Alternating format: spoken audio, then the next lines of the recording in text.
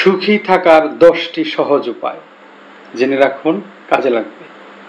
Number 1, নেতিবাচক চিন্তা থেকে নিজেকে দূরে রাখুন। নাম্বার 2, নিজেকে অন্যের সঙ্গে তুলনা করা থেকে দূরে রাখুন। নাম্বার 3, নিজের ইতিবাচক দিকগুলো খুঁজে বের করুন।